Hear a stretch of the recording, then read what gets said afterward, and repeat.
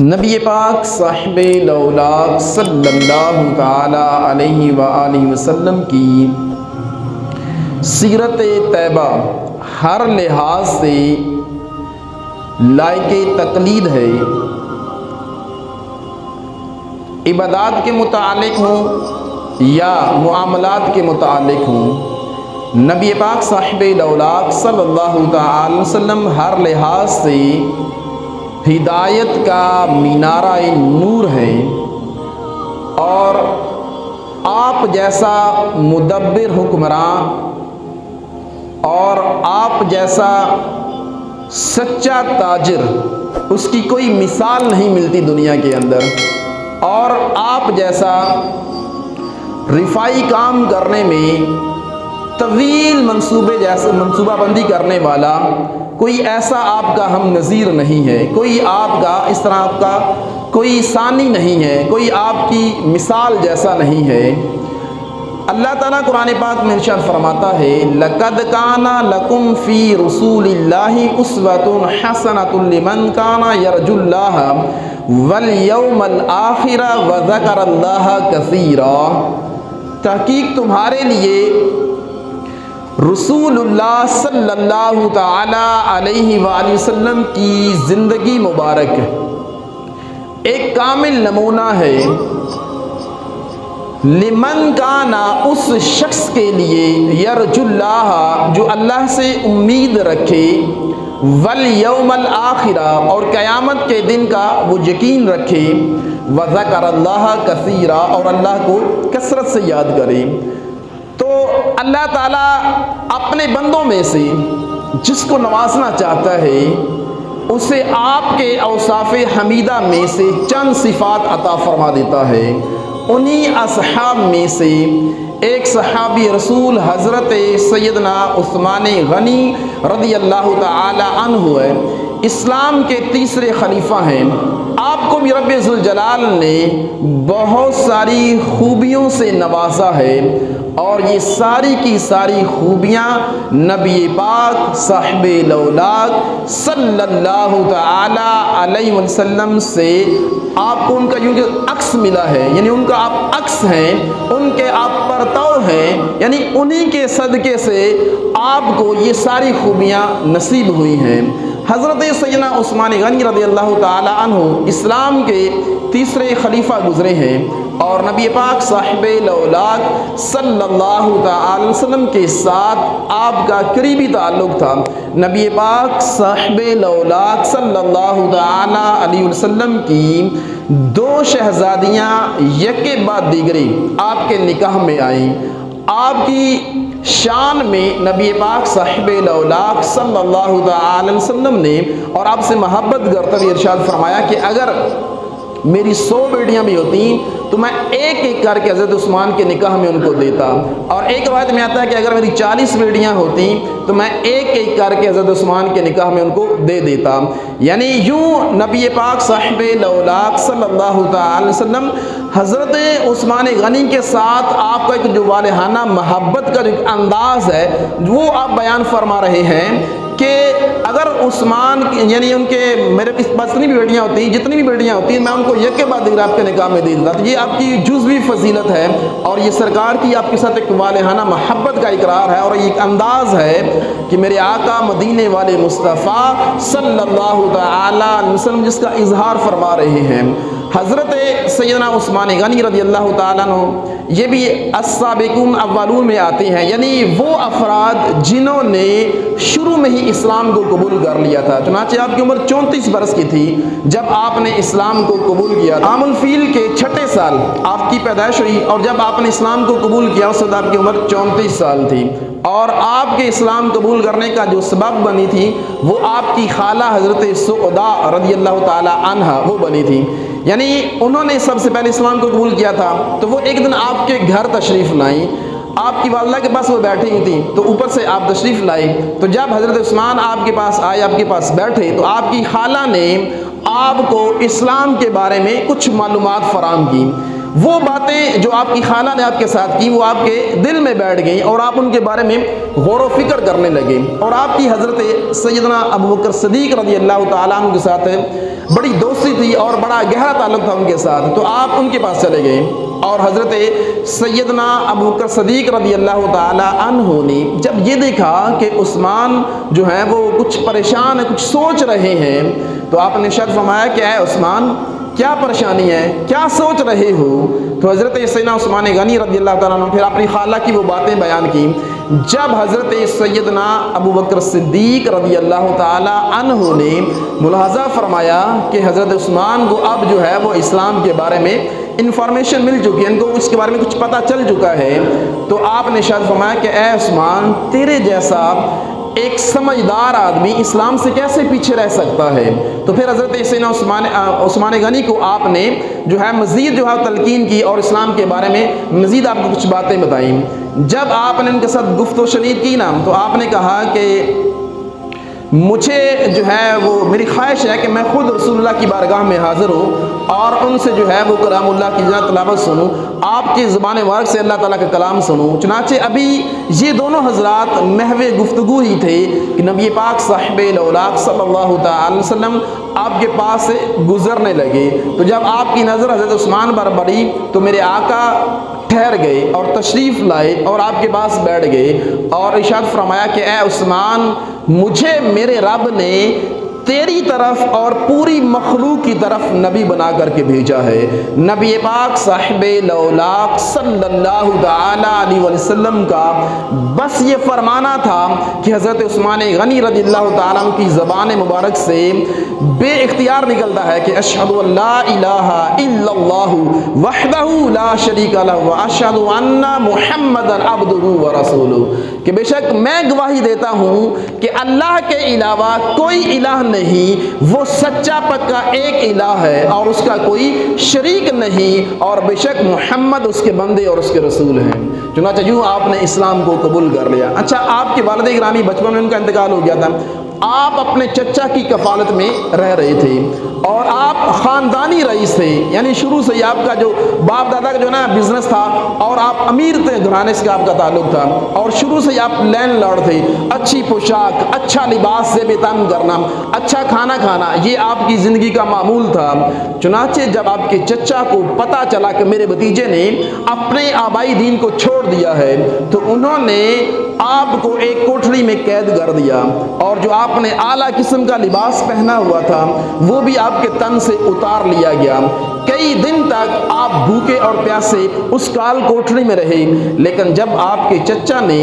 آپ کے عزم و استقلال کو دیکھا نا کہ یہ تو اب ہٹنے والے نہیں ہیں، تو پھر خود ہی انہوں نے اپنے بھتیجے کو چھوڑ دیا۔ آپ اپنی والدہ کی بارگاہ میں حاضر ہوئے،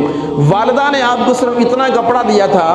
جس سے آپ کا تن جو ہے صرف جو ستر ہے صرف وہ ڈھک سکتا تھا، آپ نے وہ پہنا اور سرکار مدینہ راحت قلب سینہ صلی اللہ تعالی وسلم کی خدمت میں حاضر ہو گئے اور سرکار کے ساتھ ہی اپنے رہنا شروع کر دیا۔ پھر میرے آقا نے اپنی بیٹی حضرت رقیہ رضی اللہ تعالی عنہ کا نکاح جو ہے وہ آپ کے ساتھ کر دیا۔ اب جب مسلمانوں کے لیے مکہ کی زمین تنگ ہو گئی تو اللہ کے حبیب صلی اللہ تعالی وسلم نے مسلمانوں کو حبشہ کی جانب ہجرت کرنے کا حکم ارشاد فرما دیا۔ تو نبی پاک صاحب الاولاق صلی اللہ تعالی وسلم کے اس حکم پر لبیک کہتے ہوئے حضرت عثمان غنی اور آپ کی زوجہ حضرت رقیہ رضی اللہ تعالی عنہ، ان دونوں حضرات نے بھی حبشہ کی جانب ہجرت کی۔ جب کچھ عرصہ گزرا تو یہ ایک افواہ پھیلی کہ مکہ کے حالات اب بہتر ہو گئے ہیں، دشمنان اسلام نے اہل اسلام کو تنگ کرنا چھوڑ دیا ہے، تو یہ دونوں میاں بیوی دوبارہ واپس آ گئے۔ لیکن جب دوبارہ مکہ میں تشریف لائے تو حالات جوں کے توں تھے، ویسے ہی حالات تھے۔ تو پھر کچھ عرصے کے بعد پھر آپ سرکار مدینہ سے اجازت لے کر دوبارہ حبشہ کی جانب ہجرت کر کے چلے گئے۔ اس کے بعد پھر مدینہ کی جانب ہجرت کرنے کا حکم ہوا تو مسلمانوں نے مدینہ کی جانب مکہ کو چھوڑ ہجرت کرنا شروع کر دی۔ پھر حضرت عثمان غنی اپنی زوجہ کے ساتھ حبشہ سے مدینہ کی جانب آپ نے ہجرت کی۔ یوں 3 بار آپ نے اسلام کی خاطر ہجرت کی۔ میٹھے اور پیارے اسلام بھائیو، یہ منہ سے بول دینا بہت آسان ہوتا ہے، اپنا کنبہ، اپنا خاندان جہاں پر انسان کی زندگی گزری ہو اور جہاں پر انسان کا سب کچھ ہو،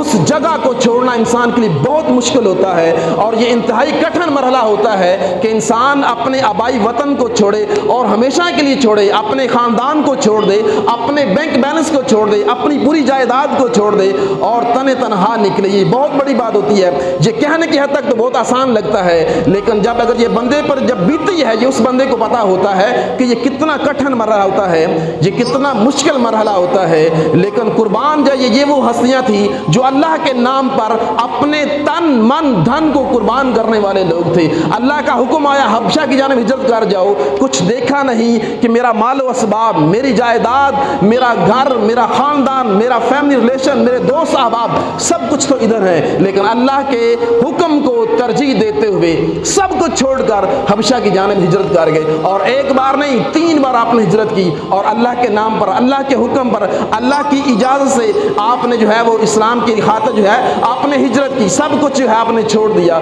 لیکن دیکھیے نا، اس اطاعت و فرمانبرداری کا اجر، اس کا بدلہ دیکھیں کہ اتنی بار آپ کو اپنا سب کچھ چھوڑنا پڑا، آپ کو بے سر و سامانی کے عالم جو اپنانا پڑا، یعنی آپ ایک طرف یہ بالکل زیرو پر آ گئے، لیکن اس کے باوجود بھی دیکھیے رب ذوالجلال کا لطف و کرم، رب ذوالجلال کی عنایت دیکھیے کہ جب آپ مدینہ پہنچتے ہیں، رب ذوالجلال آپ کو پہلے سے بھی زیادہ مالدار فرما دیتا ہے، اور اتنا مال عطا کرتا ہے کہ آپ غنی کے لقب سے مشہور ہو جاتے ہیں، کہ آپ کا نام عثمان غنی پڑ جاتا ہے۔ اور یہ اللہ تعالیٰ کی اطاعت و فرمانبرداری کا ثمرہ ہے کہ جب بندہ اللہ اور اس کے حبیب کی فرمانبرداری کرتا ہے تو پھر رب عزوجل بھی اس کو محروم نہیں کرتا۔ رب ذوالجلال کا لطف و کرم بھی اس بندے پر ایسا ہی ہوتا ہے جس طرح حضرت سیدنا عثمان غنی رضی اللہ تعالی عنہ نے بندہ ہونے کا، بندگی جو ہے وہ اس کا حق ادا کیا، تو پھر رب ذوالجلال نے بھی اپنے خالق ہونے کا حق ادا فرمایا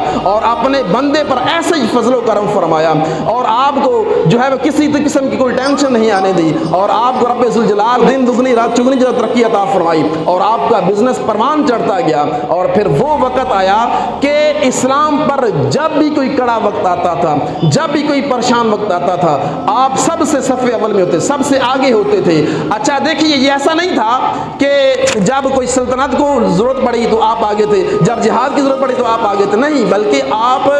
فردن بھی جب اپنے پتہ چلتا کہ میرے کسی مسلمان بھائی کو کوئی پریشانی ہے، کوئی ٹینشن ہے، تو خود اس کے پاس چلے جایا کرتے تھے، اور رفاعی سطح پر، اور محلے کی سطح پر، اپنے علاقے کی سطح پر، جہاں بھی، جس نہج پر، جس بھی منصب پر، جس بھی وقت بھی اس اہل اسلام کو کسی بھی لحاظ سے کوئی تنگی کا سامنا کرنا پڑا، حضرت سیدنا عثمان غنی رضی اللہ تعالیٰ عنہ پیش ہوا کرتے تھے۔ آپ کو جب پتہ چلے نا کہ میرے مسلمان بھائی، فلاں مسلمان بھائی کو یہ پریشانی ہے، تو آپ خود اس کے پاس پہنچا کرتے تھے، یعنی یہ انتظار نہیں کرتے کہ وہ خود چل کر آپ کے پاس آئے، آپ خود چل کر اس کے پاس جایا کرتے تھے اور اس کی پریشانی کو دور کیا کرتے تھے۔ اور میرے آقا جب یہ اعلان فرما دیں کہ کوئی ہے اللہ کا بندہ یہ کام کر دے، تو حضرت سیدنا عثمان غنی سب سے آگے ہوا کرتے تھے، اور آپ کی یہ خواہش ہوا کرتی تھی کہ میرے آقا بس لب کشائی فرمائے، عثمان حاضر ہو، میرے آقا صرف یہ ارشاد فرمائے کہ یہ چیز چاہیے، عثمان حاضر ہو۔ ہر لحاظ سے حضرت سیدنا عثمان غنی رضی اللہ تعالیٰ عنہ نے اپنے آپ کو پیش رکھا، یعنی جب جتنا ہی رب ذوالجلال نے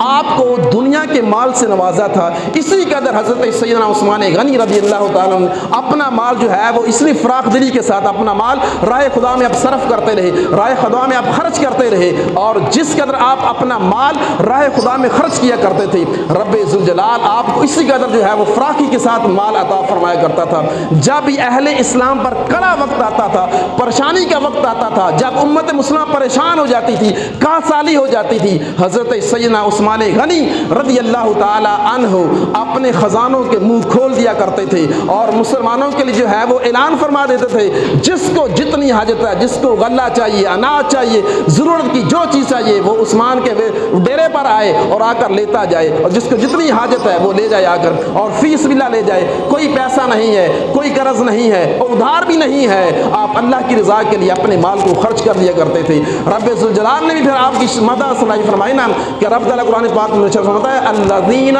ينفقون اموالهم فی سبیل اللہ ثم لا یتبعون منا ولا اذى لهم اجر عند ربهم ولا خوف علیہم یحزنون، کہ بے شک وہ لوگ الذین اموالہم، وہ لوگ اموالہم جو اپنا مال فی سبیل اللہ اللہ کے راستے میں خرچ کرتے ہیں، یعنی اللہ کی رضا کے لیے خرچ، ثم لا یتبعون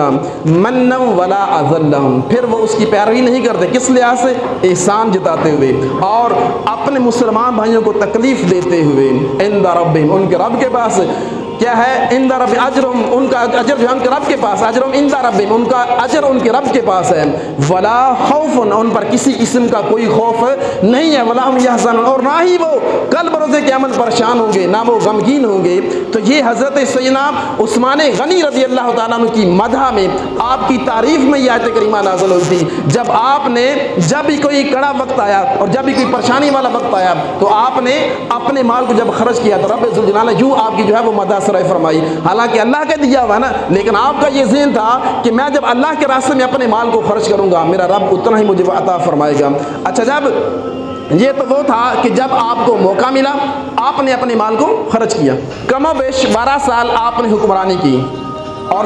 خلفائے راشدین میں سب سے لمبا عرصہ آپ نے جو ہے وہ خلافت کا منصب سنبھالا تھا، اور آپ کے دور میں سب سے زیادہ فتوحات ہوئی تھیں، اور آپ نے بہت سارے رفائی کام کیے تھے، اور آپ کا ایک عظیم کام یہ تھا کہ آپ نے قرآن پاک کو کتابی شکل میں اپنا منتخب فرمایا تھا، یہ آپ کے دور میں ہوا تھا، اور یہ بہت بڑا فیضان ہے، بہت بڑا احسان ہے امت مسلمہ پر کہ ایک پورے قرآن کو ایک جگہ میں یکجا کرنا، اکٹھا کرنا۔ تو چونکہ پہلے جو ہے وہ مختلف جگہوں پر، مختلف ہڈیوں پر، مختلف جگہوں پر جو ہے یہ لکھا ہوا تھا، لیکن حضرت سیدنا عثمان غنی رضی اللہ تعالیٰ عنہ کی کاوش سے، آپ کی کوشش سے اس کو ایک جگہ پر پورے قرآن پاک کو اکٹھا کیا گیا تھا، اس لیے آپ کو جامع القرآن بھی کہا جاتا ہے۔ اور آپ کے دور میں آپ جب خلیفہ بنے تھے، آپ نے جو سب سے پہلے اپنے گورنروں کو جو آپ نے ایک وہ خط لکھا تھا وہ یہ تھا، جو پہلا آپ کا حکم نامہ تھا وہ یہ تھا کہ حمد و صلوات کے بعد آپ نے ارشاد فرمایا کہ میرے جتنے بھی گورنر ہیں جہاں جہاں پر ہیں، پوری امت مسلمہ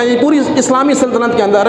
جتنے بھی گورنر ہیں وہ سارے کے سارے نگران اور محافظ ہیں، یعنی وہ اپنی رعایا کے نگران ہیں اور محافظ ہیں، یعنی ان کے دکھ، ان کی خوشی، ان کی غمی کے اندر وہ سارے کیا ہیں؟ شریک ہیں، اور ان کے ہر چیز کا، ان کے مال و اسباب کا یعنی وہ محافظ ہیں، اور ان کی وہ کیا کرنے والے؟ نگرانی کرنے والے ہیں، ان کی یہ ذمہ داری ہے۔ پھر اس کے بعد فرمایا کہ ان کا کام صرف ٹیکس جمع کرنا نہیں ہے، پھر ارشاد فرمایا کہ رسول پاک کے جانشین وہ بھی نگران اور محافظ تھے، اس کے بعد جو ہے وہ اپنے ٹیکس کو جو ہے وصول کیا کرتے تھے۔ اور پھر حضرت سیدنا عثمان غنی رضی اللہ تعالیٰ کی فراست دیکھیے، آپ نے ارشاد فرمایا کہ ان قریب وہ وقت آئے گا، ان قریب وہ وقت آئے گا کہ تمہارے حکمران ٹیکس خور ہو جائیں گے، تمہارے حکمران ٹیکس خور ہو جائیں گے،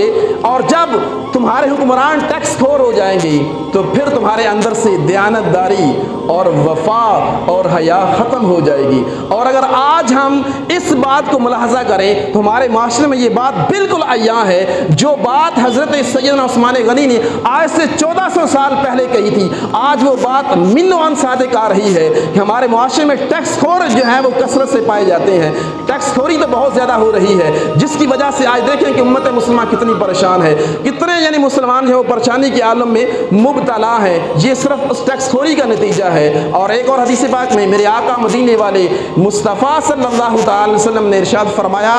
کہ ٹیکس خور جنت میں داخل نہیں ہوگا، ٹیکس خور جنت میں داخل نہیں ہوگا۔ اور ایک اور مقام پر ایک عورت جس پر حد لگی تھی، بعد میں کسی شخص نے اس کو تانا دیا تھا، اور جب میرے آقا کو پتا چلا نا تو میرے آقا نے اس شخص کو بلا کر کے ارشاد فرمایا کہ اس عورت نے ایسی سچی توبہ کی ہے کہ آج ایسی سچی توبہ کی ہے کہ جس طرح ایک ٹیکس خور جو ہے وہ اللہ کی بارگاہ میں توبہ کرتا ہے اور اس کی بخشش ہو جاتی ہے، اس طرح اس عورت نے جو ہے وہ توبہ کی ہے۔ یعنی دیکھیں منظر کچھ اور ہے، موقع کچھ اور ہے، محل हाल कुछ और है, लेकिन اس کے ساتھ آپ کس بات کو جوڑ رہے ہیں کہ ٹیکس خور جن کی اتنا بڑا یہ گناہ ہے کہ اس کی جو ہے وہ جنت کے اندر جانے کی کوئی گنجائش ہی نہیں ہے، لیکن اگر دنیا کے اندر وہ سچی توبہ کر لے، اب اس کو تشبیہ دی جا رہی ہے اس عورت کے ساتھ کہ جس سے غلطی ہوگی، جس سے گناہ سر زدہ، اس نے اللہ کی نافرمانی کی، لیکن پھر اس نے اس نافرمانی کی سزا دنیا کے اندر برداشت کی۔ آج ہمارے معاشرے میں ایسے نا، اگر کوئی کسی بندے کا کوئی جرم، کسی بندے کی کوئی خامی ہمیں پتہ چل جائے نا، بعد میں بھلے وہ ولیلہ کیوں نہ بن جائے، ہم اس کو اسی نگاہ سے دیکھتے ہیں، اس بندے نے فلاں گناہ کیا تھا۔ ہم اپنی طرف سے کبھی غور کرتے نہیں ہیں کہ ہم دن بھر میں کتنے گناہ کرتے ہیں۔ تو کسی شخص نے تانے کے طور پر اس عورت کو کہا تھا، تو میرے آقا نے دیکھی کتنی بڑی بات ارشاد فرمائی کہ اس عورت نے ایسی سچی توبہ کی ہے کہ اگر ٹیکس خور بھی ایسی توبہ کرتا تو اللہ تعالیٰ اسے بھی معاف فرما دیتا۔ تو دیکھیے مختلف اینگل سے اللہ کے رسول نے ٹیکس خوروں کی مذمت بیان فرمائی، لہٰذا میٹھے اور پیارے اسلامی بھائیو، ہمیں بھی غور کر لینا چاہیے کہ آج ہمارے معاشرے میں بھی یہی حالات چل رہے ہیں۔ اس کی وجہ کیا ہے؟ اس کی وجہ یہی ہے کہ آج ہم نے اپنے اسلاف کی سیرت کو پس پش ڈال دیا ہوا ہے، اپنے اسلاف کو بھولے بیٹھے ہوئے ہیں۔ اگر آج بھی ہم اپنے اسلاف کی سیرت کو اپنانا شروع کر دیں تو یقین جانیے یہ جو ہماری دنیا کی چند روزہ زندگی ہے یہ بھی سہل ہو سکتی ہے، یہ بھی آسان ہو سکتی ہے۔ اور اگر ہم اب نہیں اپنائیں گے تو یوں ہی پریشانیاں، یوں ہی جناب دکھ اور اس طرح کے جناب معاملات ہمارے سامنے رہیں گی، اور ہماری یہ جو چند روزہ جو شب و روز کی زندگی ہے یہ انتہائی کٹھن رہے گی، یہ آسان نہیں ہو سکتی ہے۔ اگر آج بھی اللہ اور اس کے حبیب اور اپنے اسلاف کے طریقہ کار کے مطابق زندگی گزارنا شروع کر دیں تو یقین جانیے یہ جو چند روزہ زندگی ہے یہ بھی جنت بن سکتی ہے، اور یہ آسان ہو سکتی ہے، اور یہ ہمارے لیے نا بہت خوشی کا سما کر سکتی ہے۔ فقط یہ ہے کہ ہم سب کے لیے اس پر عمل کرنا ہے کہ ہم ان باتوں پر عمل کریں، اپنے اسلاف کی سیرت کو پڑھا کریں، سمجھا کریں، اور اپنی ذات پر نافذ کرنے کی کوشش کیا کریں۔ میٹھے اور پیارے اسلامی بھائیو، آج دیکھیں ہم میں سے ایسے لوگ ہیں، یعنی اتنے لوگ ہیں کہ ہم میں سے اگر کسی کو آ جائے نا کہ آپ حکمران بننا چاہتے ہیں تو ہمیشہ شاید سارے ہاتھ کھڑا کریں، ہاں میں حکمران بننا چاہتا ہوں۔ یہ کوئی اتنا آسان نہیں ہے حکمران بننا اور اس سے حکمرانی کرنا اور اس نظام کو لے کر کے چلنا، اس نظام کو چلانا، یہ کوئی آسان بات نہیں ہے۔ لیکن ہمیں سے ہر کی خواہش ضرور ہوتی ہے میں اگر حکمران بن جاؤں، میں وزیر اعظم بن جاؤں، میں یوں کر دوں گا، میں وہ کر دوں گا۔ حالانکہ یہ جو کر رہے ہیں ان سے پوچھیں کہ یہ کتنا کٹھن مرحلہ ہے۔ میٹھے اور پیارے اسلامی بھائیو، ہم جس فیلڈ میں ہیں، جس منصب پر آج ہم کام کر رہے ہیں، اچھا میں ایک گھر کا سربراہ ہوں، میرے انڈر میں گھر کے اندر جو 5-7 افراد رہتے ہیں، کیا میں ان کی ذمہ داریاں پوری کر رہا ہوں؟ کیا میں ان کے حقوق ادا کر رہا ہوں جیسے شریعت اسلامیہ نے مجھے بتایا ہوا ہے؟ کیا میں ان کے حقوق پورے کر رہا ہوں؟ وہ تو مجھ سے پورے ہوتے نہیں ہیں، اور میرے اندر خواہش پڑی ہے کہ میں وزیر اعظم بن جاؤں۔ میٹھے اور پیارے اسلامی بھائیو، اگر آج ہم جس نہج پر ہیں، جس منصب پر ہیں، اگر آج ہم اس منصب، اس ذمہ داری کو ہی سمجھ لیں تو یقیناً ہمارا نظام بہتر ہو سکتا ہے۔ اللہ تعالیٰ کی بارگاہ میں دعا ہے کہ جو چند ایک باتیں میں نے آپ کی بارگاہ میں پیش کی، اللہ تعالیٰ ہم سب کو ان پر عمل کرنے کی توفیق عطا